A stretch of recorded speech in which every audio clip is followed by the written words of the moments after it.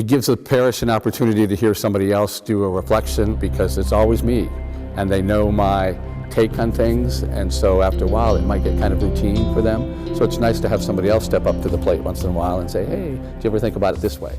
So you have permanent deacons who work maybe in prisons or do hospital chaplaincies, and then you find them also in your parishes. For quite some time, and I've been praying about it, but I hesitated because of my family,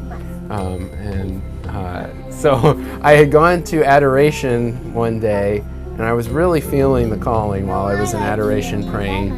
I came home and I was talking to Carly about it. I said, I'm really feeling this call. It keeps coming up. I just can't stop thinking about it. The charisma of it all and the relationships that come through the bonding, which is all based in spirituality, you really have to experience it. And if you have the faith, you experience it, and that becomes the education.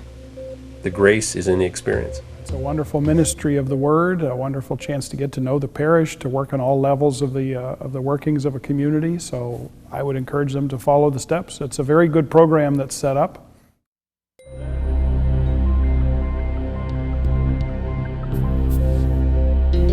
Just the knowledge and the spiritual growth that comes out of this whole program. Yes, it's a time commitment, but the journey that you make together makes it so awesome. Many Catholic men have been called to embark upon a journey in our Catholic faith, a journey of commitment, time, and reward, a journey of service to God and His people, as an ordained person in the permanent diaconate. Let's explore this calling to the permanent diaconate. No, it wasn't an event.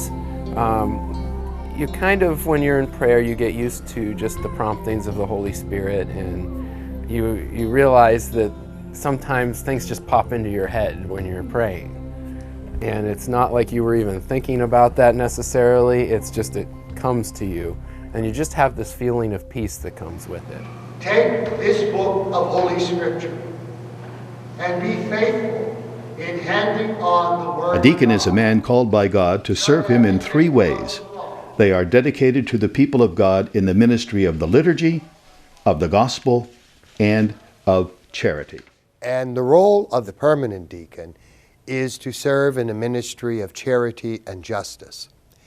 Many times you will see permanent deacons who not only are part of the sanctuary, but also part of the marketplace. They participate in the Eucharist with the priest. They read the gospel, minister the cup at Mass, and also dismiss the congregation at the end of Mass. So they have a very specific liturgical role and also a ministerial role that makes them completely unique from a priest or a bishop. And may Almighty God bless all of you, the Father, the Son, and the Holy Spirit. A deacon does many things. He can baptize or witness a marriage. He can preside over funerals.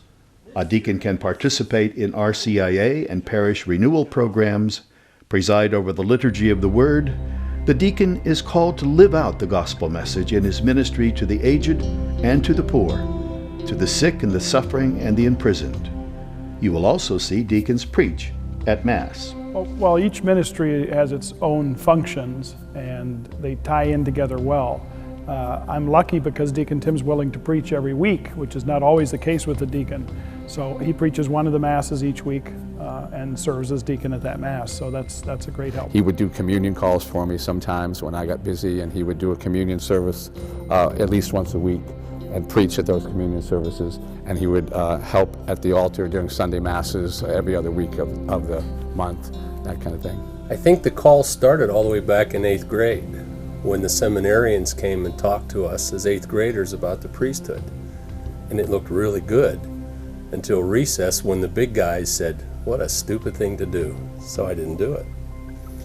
So the call's always been in there. 1996 when I made Cursil, I sat up till 3 in the morning with Deacon Tom Jackson, who's no longer with us, and talked at great length about it. And I let it go. But the call was still in there. And it was after a Mass at State Correctional Institution Albion, having dinner with Monsignor Smith, when I said to him, Monsignor, with this shortage of priests and people, who's going to take care of this church? And he looked right at me and he said, guys like you. And that's where it started.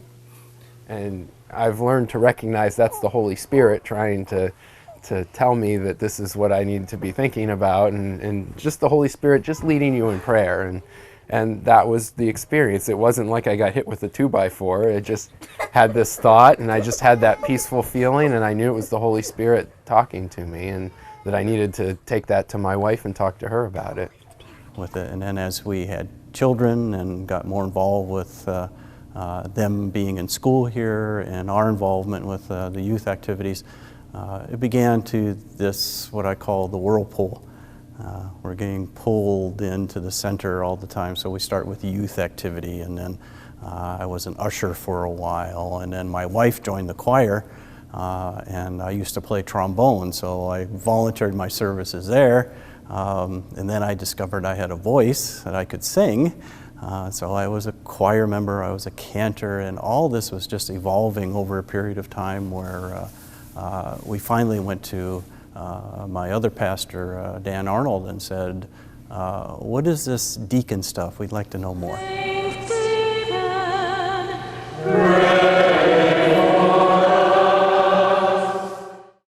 There are 4 dimensions of formation. They are the human, the spiritual, the intellectual, and the pastoral. The goal of human development is to assist the participant to cultivate a series of human qualities, not only directed to growth and realization of self, but also with a view to ministry. The objective of the spiritual dimension is to deepen his prayer life while cultivating a commitment to God's Word. The permanent deacon must learn to incorporate his spirituality in the real life with other people. Intellectual formation. Deacons must first understand and practice the essentials of Christian doctrine and then communicate them to others in a clear way in their ministries of word, liturgy, and charity. The pastoral dimension should strengthen and enhance the exercise of the prophetic, priestly, and servant leadership functions. Participants must be taught how to proclaim the Christian message and teach it. Also, how to lead others in communal celebrations of liturgical prayer. Glory to the Father, and to the Son. The majority of deacons are married, and the support of their wives is crucial. In order to enter and remain in the program, wives must give their full and free consent. If she does not support me, it doesn't happen. But it's even deeper than that. Yeah. Because I can't imagine, had I not attended all his classes with him, he would have grown spiritually and educationally, and I would have been left behind and not understood where he was coming from with so many things. And I think that could cause an issue in a relationship. I think practically speaking, a schedule is just so key, especially if you are considering doing it and you're concerned about the family issue. It's just being on a schedule, having a routine, having the kids in bed at a certain time so that he can study, and that so myself as a mom and a wife can have time to pray and just have quiet time. Little things like that, because you can't give what you don't have. So we just try to make sure that we just maintain a balance. And some of the requirements to enter the diaconate in the Diocese of Erie are emotional and social and spiritual maturity, a pastoral recommendation, have a solid faith life, stable employment. Applicants must be 35 years of age at the time of ordination and no more than 62 years at the time of application. Married at least 5 years if you are married, and you must have a college degree. Classes are once a month, and they go from September through May. Our last class is in May. We're off for the summertime. We meet on Friday evenings. We usually have 2 classes on Friday evening. We have dinner together. We share in Liturgy of the Hours as a community. And then we come back Saturday morning, share in Liturgy of the Hours again as a community, celebrate the Eucharist with Mass. And then we have 5 classes spaced out during Saturday, so we're done at 5:30 Saturday evening. But if it's something that keeps coming up in prayer and doesn't go away, then it's something you need to think a little more seriously about. Talk to a priest who is a spiritual director and get some feedback from him, that kind of thing. Pray, obviously, pray. The first thing is to pray, asking God to help you discern if He is calling you to that. Look at what the permanent diaconate offers as far as this continued journey, this continued courtship that we are doing, and that first step is always the hardest. It's a wonderful ministry of the Word, a wonderful chance to get to know the parish, to work on all levels of the workings of a community, so I would encourage them to follow the steps. It's a very good program that's set up. The charisma of it all and the relationships that come through the bonding, which is all based in spirituality, you really have to experience it.